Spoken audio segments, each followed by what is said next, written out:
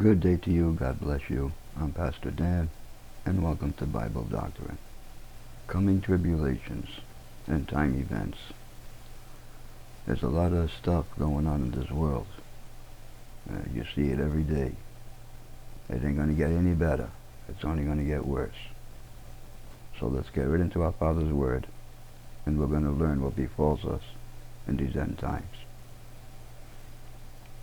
And we're going to go to the book of Mark.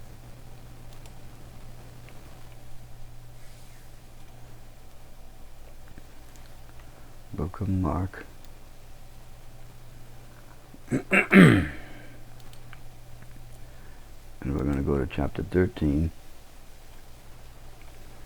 And we're going to ask that word of wisdom from our Father. In Jesus' name, Yeshua the Christ. Amen. Mark chapter 13, verse 1, and it reads, And as he went out of the temple, now who's this he? Jesus. One of his disciples saith unto him, Master, see what manner of stones and what buildings are here.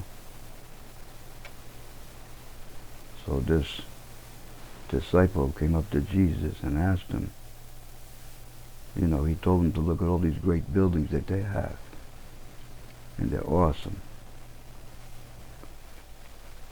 Verse 2, And Jesus answering said unto him, Seest thou these great buildings? Question. There shall not be left one stone upon another that shall not be thrown down. Now what this is referring to is when it's time at Jesus' coming, at Jesus' second coming, when he lands his foot on the Mount of Olives, everything is going to be cleansed, turned to sand. In other words, it's going to go back to the original form, the way he created it. Beautiful.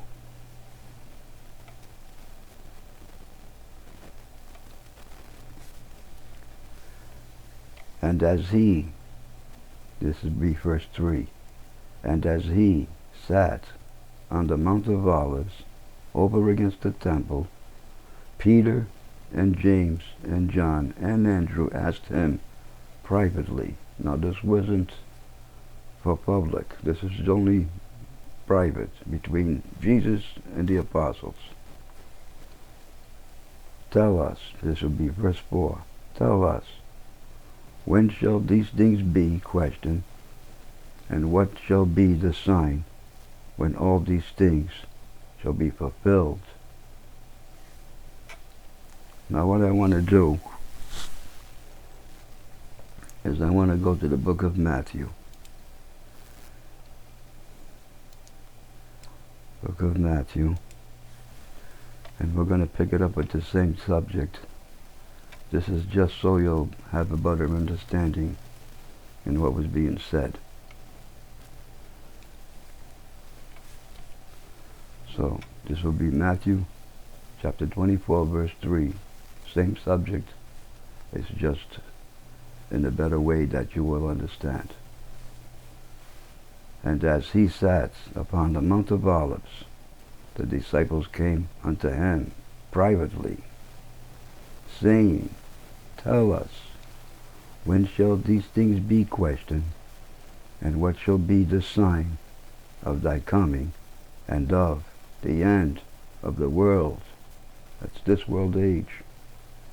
I know you have a lot of preachers that don't preach 3 earth ages, but there is. One before this one and the one coming.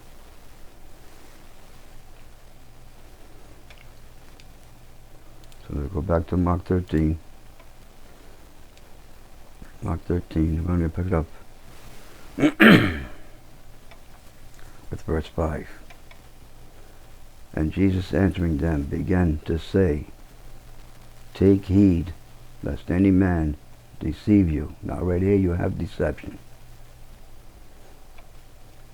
Verse 6. For many shall come in my name, saying, I am Christ, and shall deceive many. You see a lot of them on TV today. all workers for Satan. They lie to you, they cheat you, they rip you off. So you see a lot of them false preachers out there. And that's what you have to be very aware of, is those false preachers, because they're workers for Satan.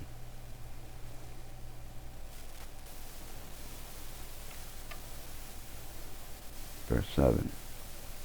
And when ye shall hear of wars, and rumors of wars, be ye not troubled, for such things must needs be, but the end shall not be yet. In other words, all these things that's happening today, it's got to come to pass, but the end is not yet.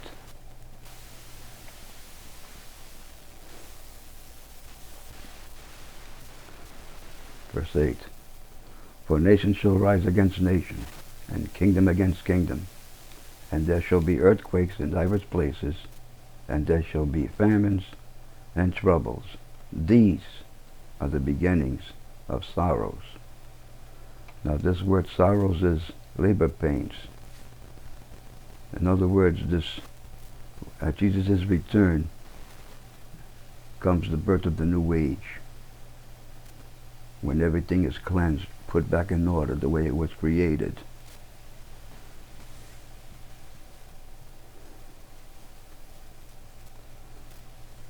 Verse 9.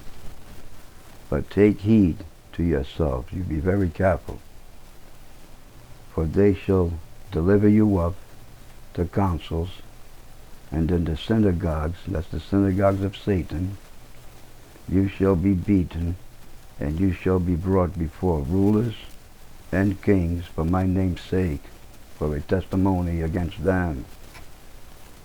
So these rulers and kings, they're going to deliver you up to that synagogue of Satan.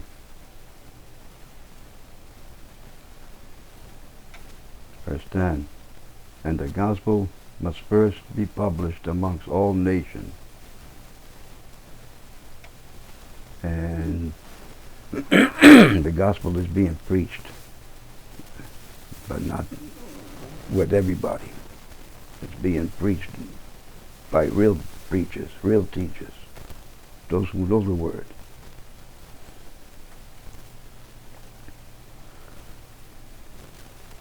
Verse 11.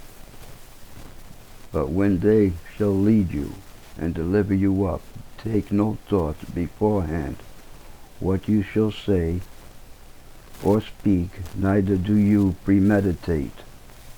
But whatsoever shall be given you in that hour. Now what hour is he talking about? He's talking about the hour of temptation, when Antichrist is here, deceiving the world.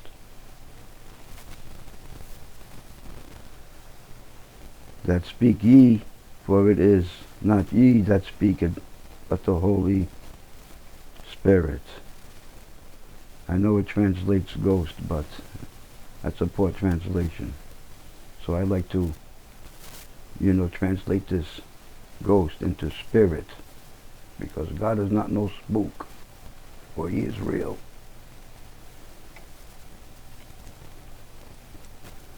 Verse 13.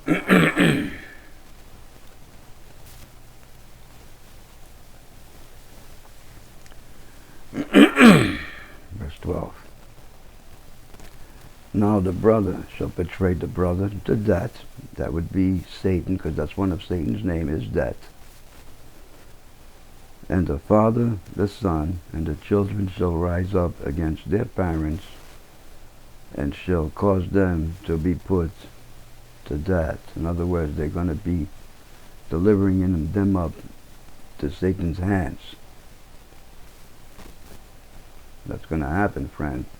Be prepared. No one knows the day or the hour, but God gave us signs and seasons so we can understand.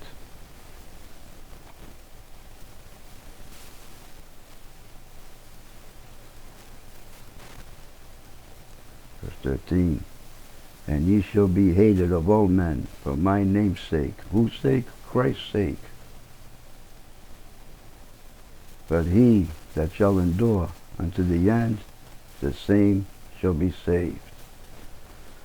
Never mind these preachers teaching you about the rapture, that you're going to be flying out of here and you don't have to face all this.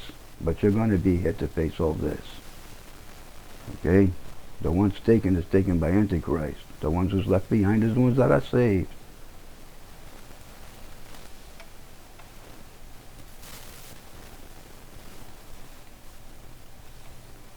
Verse 14.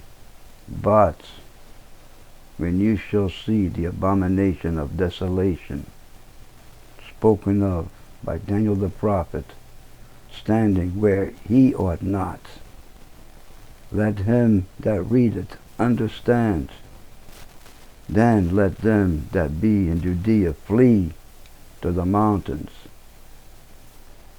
Now this word desolation, it's a mistranslation. It's supposed to be translated desolator, because desolation is a condition, but desolator is an entity, and that's what we have to look forward to, is that entity. Not a condition, an entity. Desolator.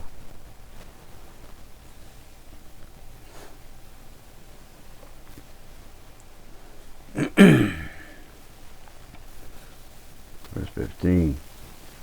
And let him that is on the housetop not go down into his house, neither enter therein to take anything out of his house. Why? Because it's too late.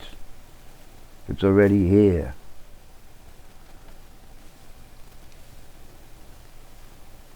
That one world government is already here. And let him, this would be verse 16, and let him that is in the field not turn back again for to take up his garments. It's too late. But woe to them that are with child, and to them that give suck in those days.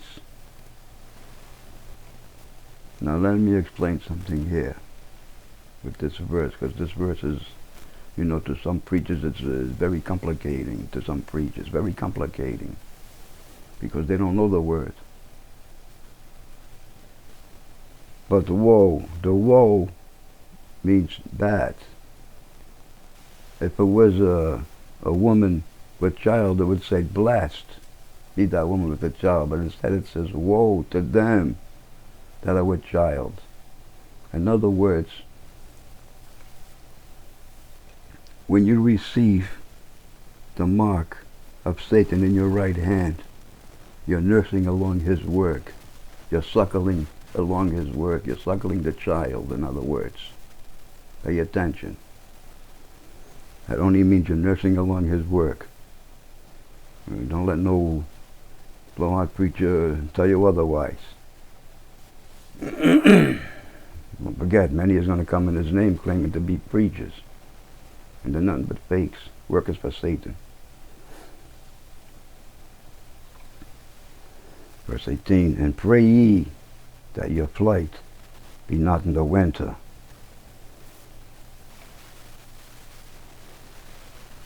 Verse 19, for in those days shall be affliction, such as was not from the beginning of the creation which God created unto this time, neither shall be. So you see, there's going to be a lot of problems coming. Big problems. And these problems occur right away. As soon as this beast comes in, it's over, friend. He's taken over. And you better be well aware of it and well prepared.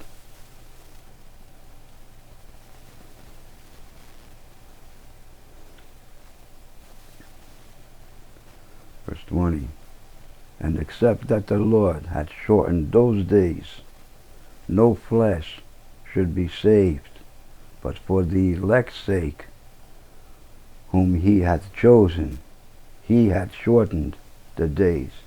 Now he shortened the days to a 5-month period. That's how long Satan has here on earth to deceive the people. 5 months.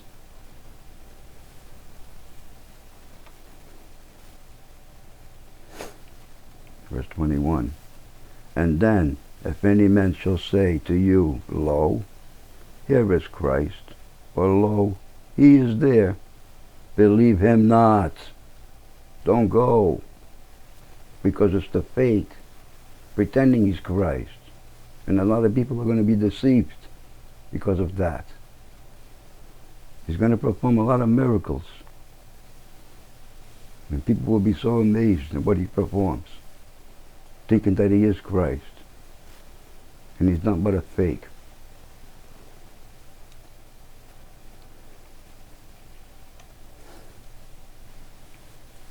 Verse 22. For false Christs and false prophets shall rise. Did it say maybe he's going to come? No, it shall rise.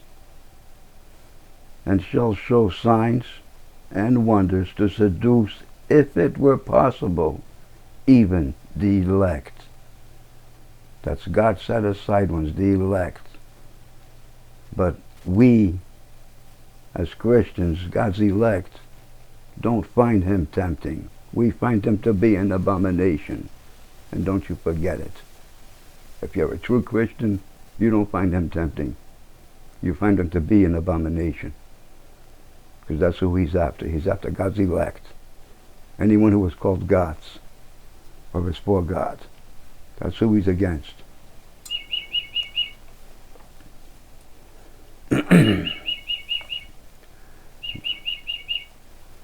Verse 23.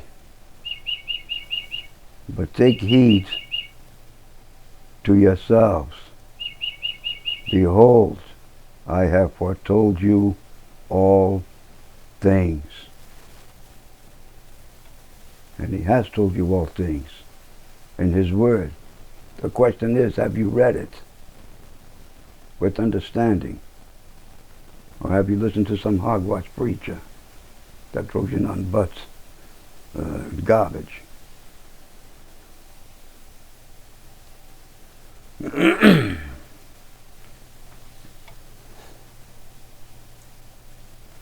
We'll go to verse 24.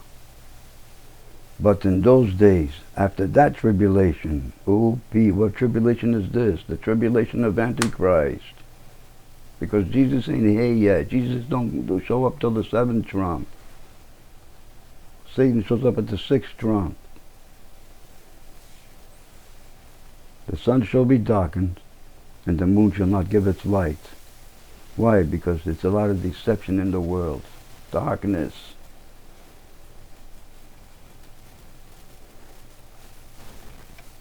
Verse 25. And the stars of heaven shall fall, and the powers that are in heaven shall be shaken.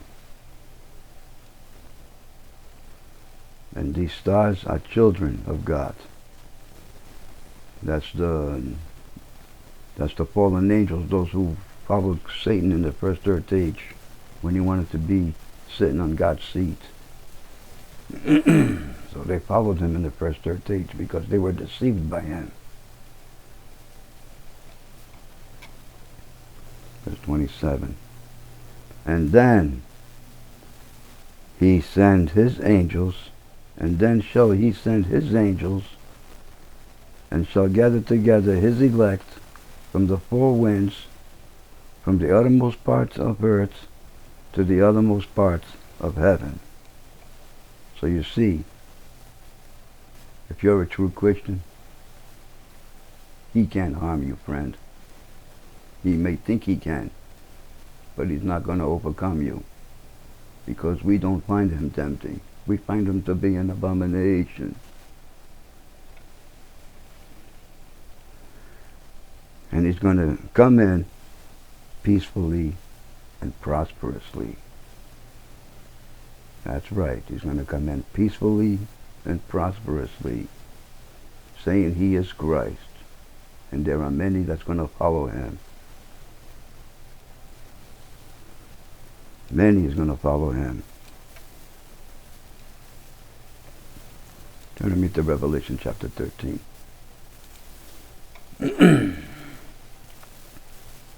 Revelation chapter 13. This is all concerning the end times. So don't go listening to any preacher that says that this stuff has already happened, because it didn't.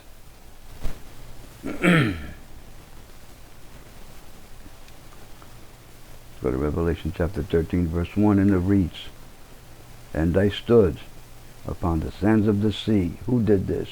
John, the Revelator. He stood on the sand of the sea and saw a beast rise up out of the sea, having 7 heads and 10 horns, and upon his heads 10 crowns, and upon his heads the names of blasphemy. So you see, this would be the one world political system that comes to be. For we're all going to face this, friend. Don't think we're going to get away with this, because we're not. We're all going to be here to face it. So don't listen to any preacher that tells you that there's a rapture, that you're not going to face this, because you are.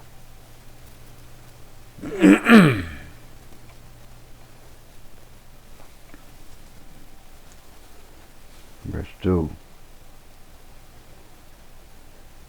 "And the beast which I saw was like unto a leopard, and his feet were like the feet of a bear, and his mouth as the mouth of a lion. And the dragon gave him his power and his seat and great authority." Now this would be when this one world political system receives the deadly wound, and the second beast, which is Satan, heals that deadly wound and takes over. For all shall follow him. Let's continue. Verse 3.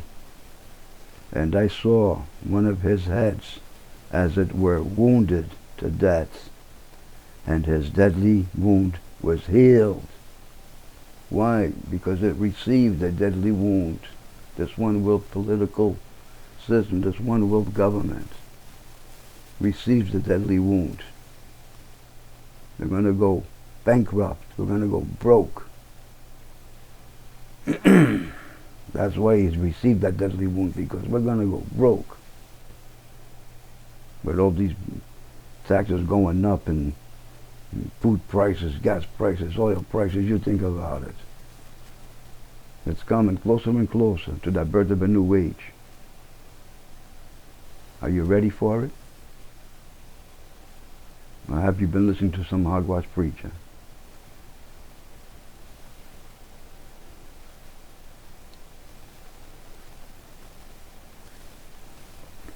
Let's read it again. "And I saw one of his heads as it were wounded to death, and his deadly wound was healed."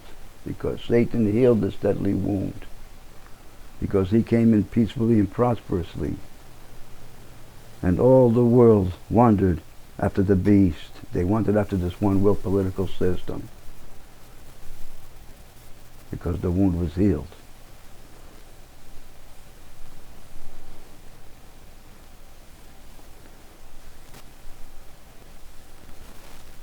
Verse 4. "And they worshipped the dragon, which gave power unto the beast." Now this dragon would be Satan, because he gave that power unto that political system. "And they worshipped the beast, saying, Who is like unto the beast?" Question. Who is able to make war with him? No one. Because if it's a one world political system, there ain't no one to come against each other. Because there's only one leader, and that leader is going to be Antichrist, to deceive the world. He's going to take over. So no one can make war at that time, because it'll be a one world political system.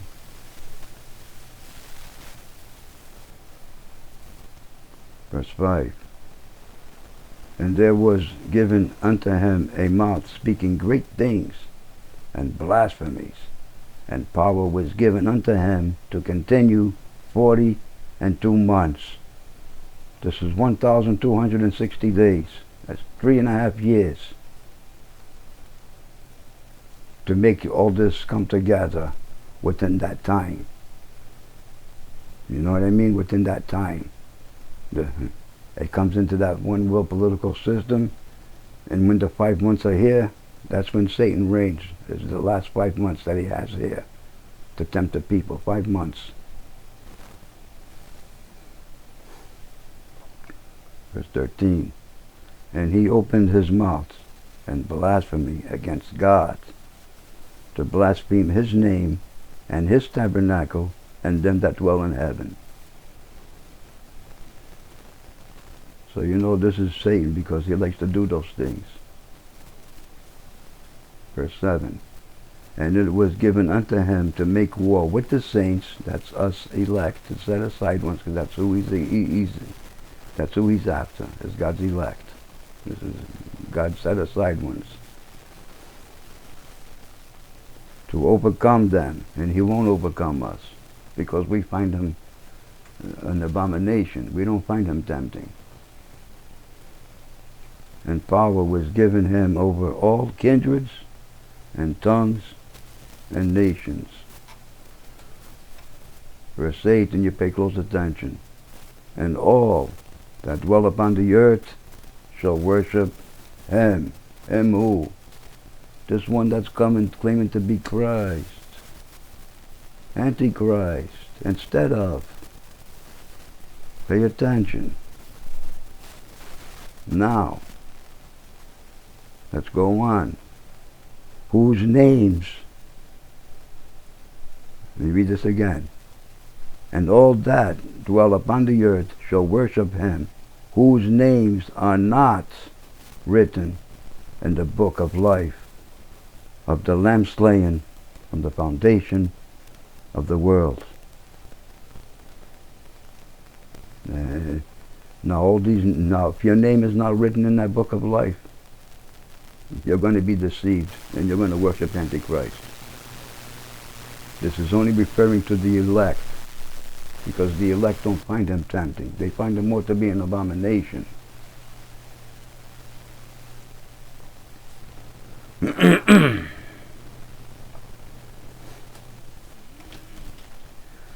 So, whose names are not written, so the whole world is going to whore after him, except his elect. That's who's going to worship this Antichrist. Because those are the names that's not written in that book. It's the ones who follow him.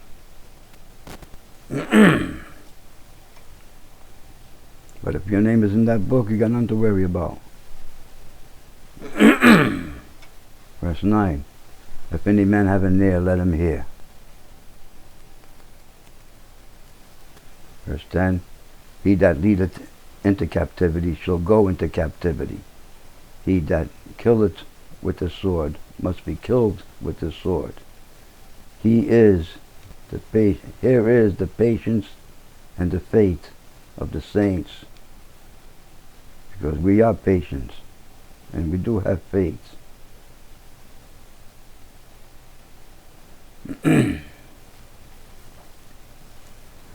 Now verse 11. And I beheld another beast coming up out of the earth. This would be Satan, because he's coming in now. This is his 5-month reign now. Pay attention, because the first beast was the one world political system coming together for that one worldism. And he had 2 horns like a lamb, and he spake as a dragon. Why? Because he was the dragon. Satan. That's one of his names. He goes by all names.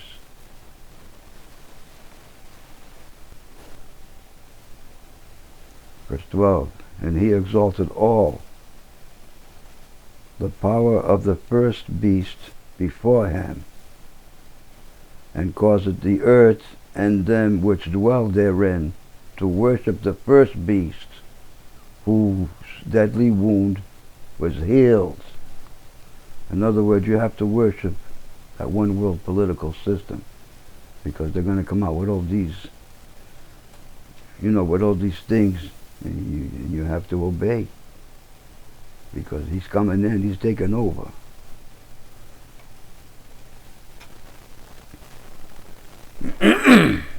Verse 13. And he doeth great wonders. Who does this? Satan. Snaps his fingers, lightning comes down from heaven, and people will be so amazed to see that. So that he maketh fire come down from heaven on the earth in the sight of men. That's how he's going to do it, in the sight of the people. For all who dwell on the earth, he's going to perform all these miracles, so people can be deceived and follow him.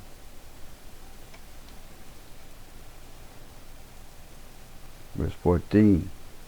And deceiveth them that dwell on the earth by the means of those miracles which he had power to do in the sight of the beast, in the sight of this one world political system. All those miracles he was performing, and the people are seeing this. Saying to them that dwell on the earth, that they should make an image to the beast which had the wound by a sword and did live. So you have to make we have to worship. In other words, we have to make an image of that political system and worship it, because he's going to be taken over. Verse 15. And he had power to give life unto the image of the beast. That means this first political system, this first beast, which is the one political system, this one worldism. That the image of the beast should both speak and cause that as many as would not worship the image of the beast should be killed. So if you don't worship that beast, they're going to kill you. This is a tough time to live. A lot of people don't understand this because it's not taught in churches. They'd rather listen to hogwash. Verse 16.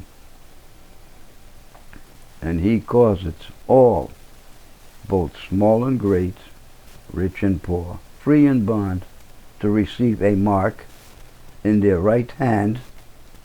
Remember, we just read it in the book of Mark, where you're nursing along his work, the suckling child. This is what that's talking about.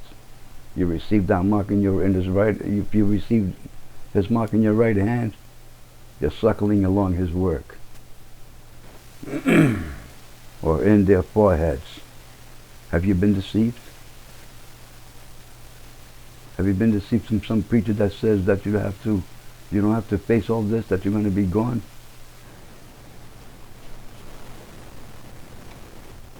Verse 17. And that no man might buy or sell, save he that had the mark, or the name of the beast, or the number of his name. So you pay close attention. You can't buy or sell unless you receive his mark, either on your right hand to nurse along his work, or be deceived in your brain, in your mind, thinking that this is Christ. That comes to save the world. Don't be deceived, friend. Don't be deceived. Now you want to hear wisdom? Let him that hath understanding count the number of the beast, for it is the number of a man, and his number is 666. That's 666. He comes at the sixth trump, the sixth seal, and the sixth vial.